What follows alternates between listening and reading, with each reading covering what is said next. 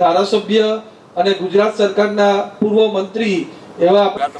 ભૂમિપૂજન પૂર્વાધ્ય કર્મણઃ અહમ કરીશે જળશું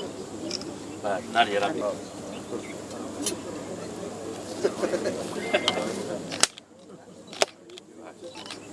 ભારત માતા કી જય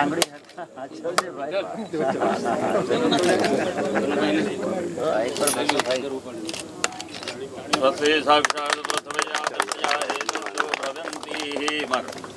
तथा विद्या कर्माणं समार्जिता यत्र स्तेन पूजिताम परारवो भवयान्तिः भारत माता की जय कर्मणे यज्ञे सहितं देवा पृथक्षो परमे સાયન્સ કોલેજ કલગમના બાંધકામની ખાતમુહૂર્ત વિધિ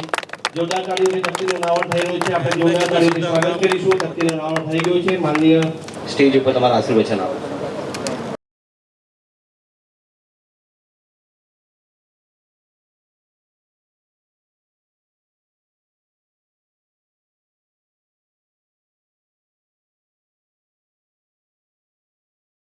આપણે સૌ જાણીએ છીએ કે 2001ના કચ્છના ધરતીકંપ પછી માનનીય મોદીજીએ જ્યારે ગુજરાતનું સુકાન સંભાળ્યું ત્યારે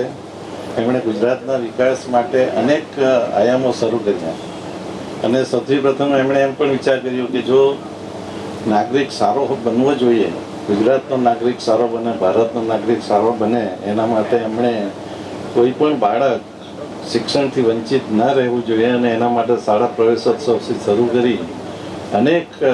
યોજનાઓ બનાવી. સ્ત્રી કેળવણી હોય કે કન્યા કેળવણી હોય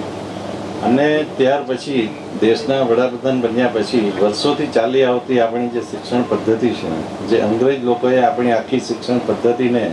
વિખેરી નાખી હતી, એને ફરીથી હવે મોદી સાહેબે નવી એજ્યુકેશન પોલિસી લાવીને આપણા ભારતનો જે ઇતિહાસ છે એ ઇતિહાસ જળવાઈ રહે અને એની સાથે બાળકને શિક્ષણ મળે એ રીતના જે પ્રયત્નો કર્યા છે એ માટે આપણે સૌ મોદી સાહેબને અભિનંદન આપીએ. અને સાથે સાથે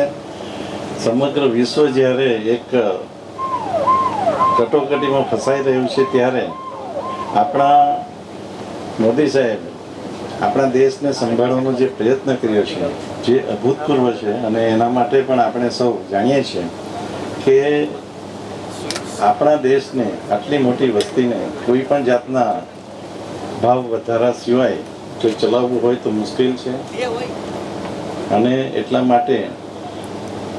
આપણે સૌએ એક આપણા ફરજના ભાગરૂપે આપણને જે જે નિર્દેશો મળ્યા છે કરકસરના હોય કે એનું આપણે સૌ પાલન કરીએ. અને સાથે સાથે 1960માં ગુજરાત છૂટું પડ્યા પછી આપણા વલસાડ જિલ્લામાં ફક્ત એક જ સાયન્સ કોલેજ હતી વલસાડ. ત્યાર પછી એક પારડી અને એક કિલાડ ખાતે અમે શરૂ કરાવી અને તેના આ મકાનનો ખાતમુહૂર્ત કાર્યક્રમ છે. એટલે આપણે સૌ આટલી મોટી સંખ્યામાં હાજર રહીને જે વિકાસના કામને સમર્થન આપ્યું છે એ માટે આપ સૌનો આભાર.